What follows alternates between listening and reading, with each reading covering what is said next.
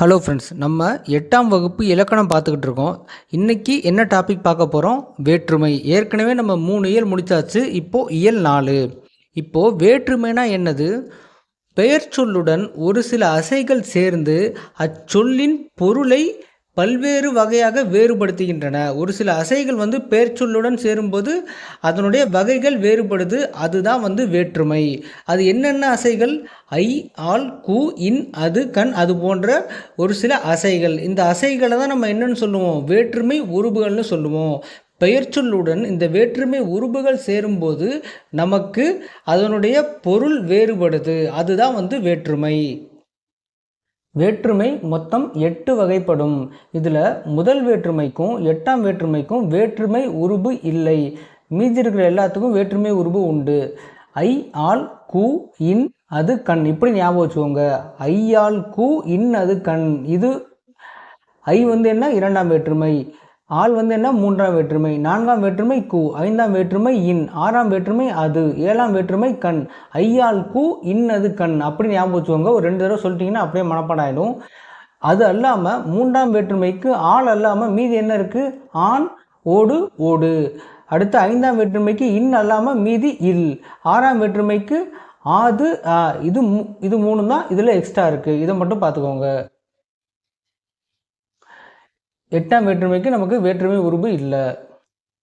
இப்போது ஃபஸ்ட்டு முதல் வேற்றுமை. முதல் வேற்றுமையை நம்ம என்ன வேற்றுமைன்னு சொல்லுவோம்? எழுவாய் வேற்றுமை அப்படின்னு சொல்லுவோம். எழுவாய் வேற்றுமை என்று அழைக்கப்படுவது எது? முதல் வேற்றுமை. அதே மாதிரி நம்ம முதல் வேற்றுமைக்கு எந்த ஒரு வேற்றுமை உருவும் கிடையாது அப்படின்னு பார்த்தோம். சரியா? இப்போது எதனால இதை எழுவாய் வேற்றுமைன்னு சொல்கிறோம்? இப்போது இந்த எக்ஸாம்பிளை பாருங்கள். பாவை வந்தால். இப்போது இந்த பாவை வந்தாலுங்கிற தொடரில் ஏதாவது ஒரு வேற்றுமை உருபு இடையில வந்திருக்கா? ஐ வந்திருக்கா? ஆள் வந்திருக்கா?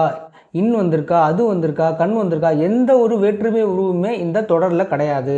ஸோ எழுவாய் தனித்து நின்று இயல்பான பொருளை தருவது தான் என்னது? முதல் வேற்றுமை. அதனால தான் இந்த வேற்றுமைக்கு என்ன பெயர்? எழுவாய் வேற்றுமை என்று பெயர். இப்போது அடுத்தது 2ஆம் வேற்றுமை.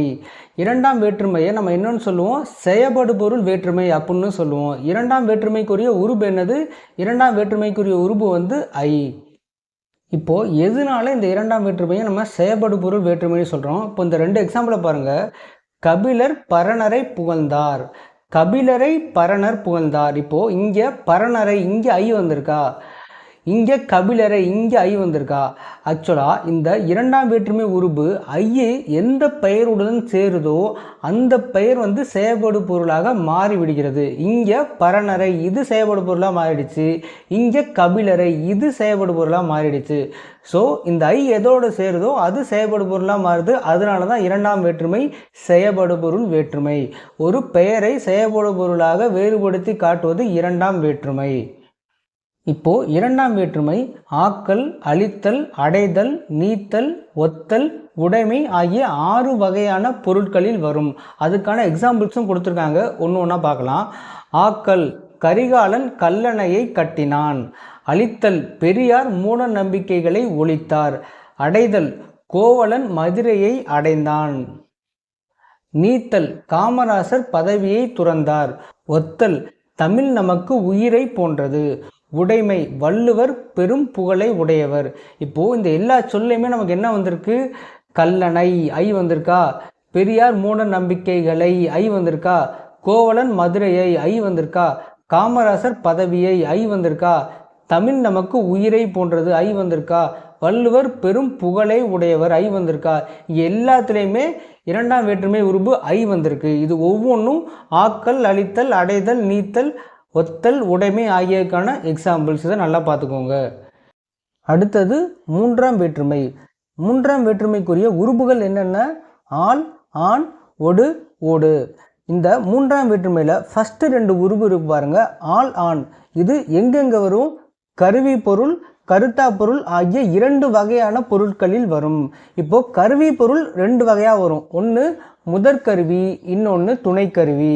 கருத்தா பொருள் அதே மாதிரி 2 வகையாக வரும். ஒன்று ஏவுதல் கருத்தா, இன்னொன்று இயற்றுதல் கருத்தா. ஃபஸ்ட்டு கருவி பொருளை பார்க்கலாமா? முதற்கருவினா என்ன? கருவியே செயல்படு பொருளாக மாறுவது முதற்கருவி. துணைக்கருவினா என்ன? ஒன்றை செய்வதற்கு துணையாக இருப்பது துணைக்கருவி. இப்போ எக்ஸாம்பிள் பாருங்க, மரத்தால் சிலை செய்தான். இங்கே கருவி என்னது? மரம். மரம் தான் இங்கே கருவி. மரத்தை வச்சு தான் சிலை செய்கிறோம். அதுதான் வந்து கருவியே செயல்படு பொருளாக மாறுவது. ஆனால் இங்கே பாருங்க, உளியால் சிலை செய்தான். உளி வந்து என்ன பண்ணுது? சிலை செய்வதற்கு உதவுது. ஸோ அது வந்து ஒரு துணைக்கருவி.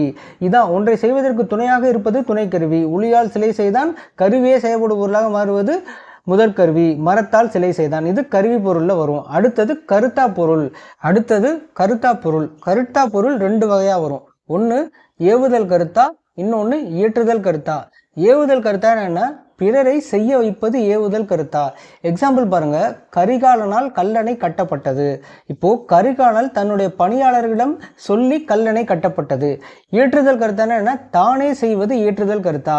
சேக்கிலாரால் பெரிய புராணம் இயற்றப்பட்டது. சேக்கிலார் அவர் தான் பெரிய புராணத்தை இயற்றினரை தவிர மற்றவங்க சொல்லி அதை இயற்றல.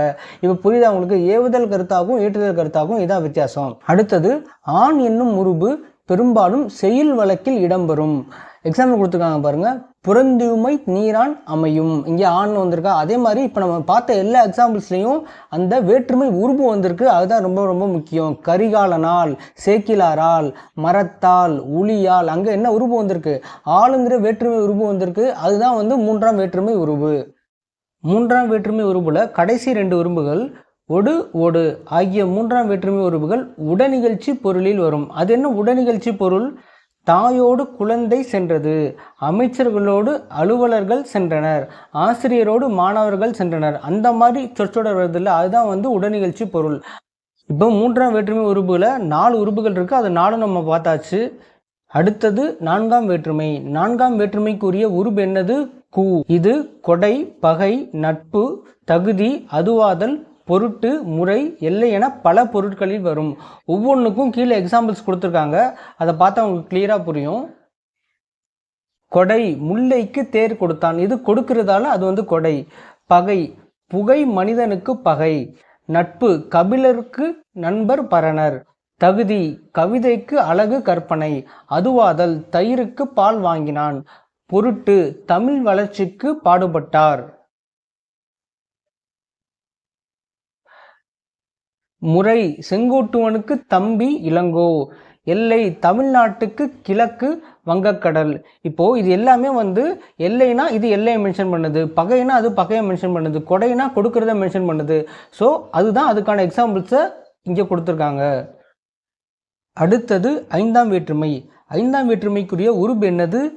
இன், இல் ஆகியவை ஐந்தாம் வேற்றுமைக்கு உருபுகள் ஆகும். இவை நீங்கள், ஒப்பு, எல்லை, ஏது போன்ற பொருட்களில் வரும். ஒவ்வொன்றுக்கும் எக்ஸாம்பிள்ஸ் கொடுத்துருக்காங்க. அது எல்லாத்தையும் பார்க்கலாமா?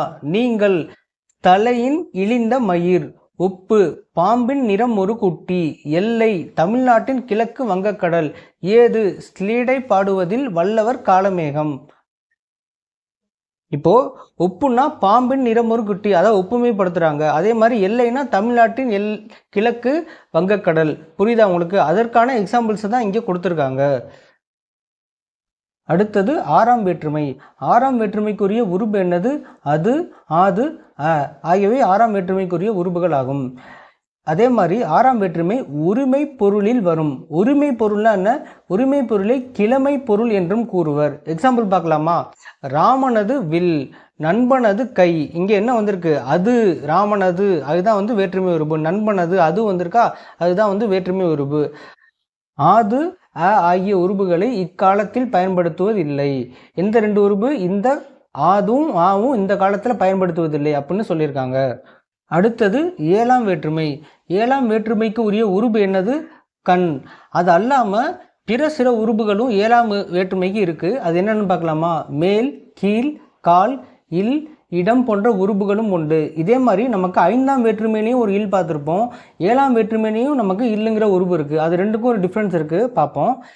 இடம், காலம் ஆகியவற்றை குறுக்கும் சொற்களில் ஏழாம் வேற்றுமை உருபு இடம்பெறும். அதே தான் இந்த இல்லுங்கிறது வந்து இடம் காலத்தை குறித்தா அது வந்து ஏழாம் வேற்றுமை. நீங்கள், இல் வந்து நீங்கள் பொருளில் வந்தால் அது வந்து ஐந்தாம் வேற்றுமை. அது ரெண்டையும் மைண்டில் வச்சுக்கோங்க. ஏன்னா இல்லுங்கிற உருபு ஐந்தாம் வேற்றுமையிலையும் இருக்குது, ஏழாம் வேற்றுமையிலையும் இருக்குது. இப்போ ஏழாம் வேற்றுமைக்கான எக்ஸாம்பிள்ஸ் பார்க்கலாமா? எங்கள் ஊரின் கண் மழை பெய்தது, கண்ணுங்கிறது என்னது? ஏழாம் வேற்றுமை உருபு. இரவின் கண் மழை பெய்தது, கண்ணுங்கிறது என்னது? ஏழாம் வேற்றுமை உருபு. நம்ம தொடரில் வேற்றுமை உருபு வச்சு தான் நம்ம என்ன வேற்றுமைங்கிறத கண்டுபிடிக்கணும். ஒவ்வொரு வேற்றுமையிலையும் அந்த உருபு இருக்கும், அதை கரெக்டாக பார்த்துக்கணும். எங்கள் ஊரின் கண் மழை பெய்தது. இப்போ இது எதை மென்ஷன் பண்ணுது? ஊருங்கிற ஒரு இடத்தை மென்ஷன் பண்ணுது. இரவின் கண் மழை பெய்தது, இது வந்து காலத்தை மென்ஷன் பண்ணுது. ஏழாம் வேற்றுமையில் இடம் காலம் ஆகியவற்றை குறிக்கும் சொற்களில் ஏழாம் வேற்றுமை உருபு இடம்பெறும். அதுதான் இங்கே எக்ஸாம்பிள்ஸாக கொடுத்துருக்காங்க. கடைசியாக வந்து எட்டாம் வேற்றுமை. முதல் வேற்றுமைக்கும் எட்டாம் வேற்றுமைக்கும் நமக்கு உருபு கிடையாதுன்னு பார்த்துருந்தோம். இப்போது எட்டாம் வேற்றுமை விழிப்பொருளில் வரும். படற்கை பெயரை முன்னிலை பெயராக மாற்றி அழைப்பதையே விழி வேற்றுமை என்கிறோம். இவ்வேற்றுமைக்கு என்று தனியாக ஒரு உருபு கிடையாது. நம்ம பார்த்துருந்தோமா? பெயர்கள் திரிந்து வழங்குவது உண்டு. எந்த வேற்றுமையில? எட்டாம் வேற்றுமையில பெயர்கள் திரிந்து வழங்குவது உண்டு. எந்த மாதிரி திரிந்து வழங்குவாங்க? அண்ணன் என்பதை அண்ணா என்றும் புலவர் என்பதை புலவரே என்றும் மாற்றி வழங்குவது எட்டாம் வேற்றுமை ஆகும். இதுதான் எட்டாம் வேற்றுமை. இதோட நமக்கு வேற்றுமை முடிஞ்சிச்சு. தெரிந்து தெளிவோம் அப்படிங்கிற டாபிக் வந்து பாக்ஸில் கொடுத்துருப்பாங்க, அதை மட்டும் இப்போ பார்க்கலாம். சில இடங்களில் உருபுகளுக்கு பதிலாக முழு சொற்களே வேற்றுமை உருபாக வருவதும் உண்டு. அவற்றை சொல்லுருபுகள் என்பர். அது என்னது?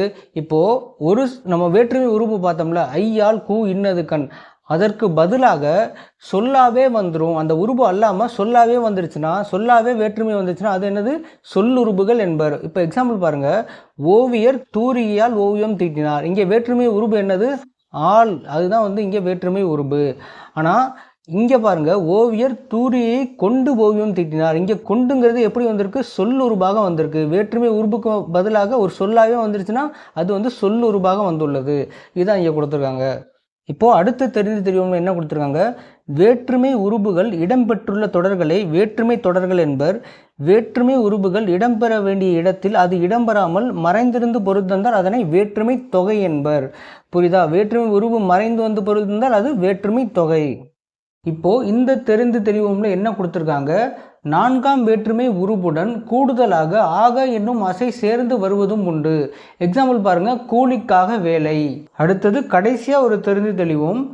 இல் என்னும் உருபு ஐந்தாம் வேற்றுமையிலும் ஏழாம் வேற்றுமையிலும் உண்டு. இதை தான் நம்ம முன்னாடியே பார்த்துருந்தோம். ஏழாம் வேற்றுமை நடத்துகிறப்பே நீங்கள் பொருளில் வந்தால் அது ஐந்தாம் வேற்றுமை என்றும் இடப்பொருளில் வந்தால் அது ஏழாம் வேற்றுமை என்றும் கொள்ள வேண்டும். நம்ம ஏழாம் வேற்றுமை பார்க்குறப்ப இதை டிஃப்ரென்ஸ் நான் சொல்லி காமிச்சிருப்பேன். தெரிந்து தெளிவோம்னே இதை கொடுத்துருக்காங்க. ஸோ இதை நல்லா பார்த்துங்க. இப்போ கடைசியாக நமக்கு ஒரே ஒரு டேப்லர் காலம் மட்டும் இருக்குது, அதை மட்டும் பார்த்துடலாம். இப்போது இந்த டேப்லர் காலத்தில் என்ன கொடுத்துருக்காங்க? வேற்றுமை உருபுகளும் அவற்றின் பொருள்களும். ஏற்கனவே நம்ம என்ன பார்த்துருந்தோம்? சில இடங்களில் உருபுக்கு பதிலாக முழு சொற்களே வேற்றுமை உருபாக வரும், அதனை சொல்லுருபுகள் என்று சொல்லுவோம்னு பார்த்துருந்தோம்னா அதை தான் இங்கே கொடுத்துருக்காங்க. முதல் வேற்றுமைக்கான சொல்லுருபு, முதல் வேற்றுமைக்கான உருபு, முதல் வேற்றுமைக்கான பொருள். இதில் உருபும் பொருளும் நம்ம ஒவ்வொரு வேற்றுமை நடத்துகிறப்பே நம்ம பார்த்துருப்போம். இப்போ சொல்லுருபு மட்டும்தான் இங்கே புதுசாக கொடுத்துருக்காங்க. அதை வரிசையாக நம்ம அப்படியே பார்த்துடலாம். முதல் வேற்றுமைக்கான உருபு அதுக்கு இல்லைன்னு நம்ம பார்த்துருந்தோம். சொல்லுருபு ஆனவன் ஆவான் ஆகின்றவன். பொருள் பயனிலை ஏற்றல். இரண்டாம் வேற்றுமைக்கான உருபு ஐ. சொல்லுருபு இங்கே இரண்டாம் வேற்றுமைக்கு கிடையாது. பொருள் வந்து செயபடு பொருள் வேற்றுமை. நம்ம என்ன பார்த்துருந்தோம்? நடத்துகிறப்பே பார்த்துருந்தோமா? இரண்டாம் வேற்றுமை வந்து செயபடு பொருள் வேற்றுமைன்னு. அதான் இங்கே பொருள் வந்து செயபடு பொருள். அடுத்து மூன்றாம் வேற்றுமை உருபு ஆள் ஆண் ஒடு ஓடு. இது நம்ம ஏற்கனவே பார்த்துருந்தோம். சொல்லுருபு மட்டும் இங்கே புதுசாக இருக்குது. கொண்டு வைத்து உடன் கூட. ஓகேவா? அடுத்தது பொருள். கருவி பொருளில் வரும், கருத்தா பொருளில் வரும்னு பார்த்துருந்தோம். உடனிகழ்ச்சி பொருள்லேயும் வரும், நடத்துகிறப்பே நம்ம பார்த்துருந்தோம். அடுத்தது நான்காம் வேற்றுமை உருபு கூ. சொல்லுருபு என்னது? ஆக பொருட்டு நிமித்தம். இது எந்தெந்த பொருள்கள் வரும்? கொடை பகை நட்பு தகுதி அதுவாதல் பொருட்டு முறை எல்லை. இந்தந்த பொருள்களில் நான்காம் வேற்றுமை வரும். அடுத்து ஐந்தாம் வேற்றுமைக்கோட உருபு என்ன? இல் இன். சொல்லுருபு என்ன? ஈலிருந்து நின்று காட்டிலும் பார்க்கிலும். இது எந்த பொருளில் வரும்? நீங்கள் ஒப்பு எல்லை ஏது. ஆறாம் வேற்றுமைக்கான உருபு என்னது? அது ஆது. சொல்லுருபு என்னது? உடைய. என்ன பொருளில் வரும்? கிழமை பொருளில் வரும். அடுத்தது ஏழாம் வேற்றுமைக்கான உருபு என்ன? கண். சொல்லுருபு இங்கே எதுவும் கொடுக்கல. அடுத்து பொருள் இடம் காலம். எட்டாம் வேற்றுமைக்கான உருபு நமக்கு கிடையாது. உருபு முதல் வேற்றுமைக்கும் எட்டாம் வேற்றுமைக்கும் கிடையாது. சொல்லுருபு இரண்டாம் வேற்றுமைக்கும் எட்டாம் வேற்றுமைக்கும் கிடையாது. இப்போது இது எட்டாம் வேற்றுமை. பொருள் என்ன வரும்? விழிப்பொருளில் வரும். இதோட நமக்கு இந்த வேற்றுமைங்கிற டாபிக் முடிஞ்சிச்சு. நம்ம நாளைக்கு வேறு டாப்பிக்கில் பார்க்கலாம்.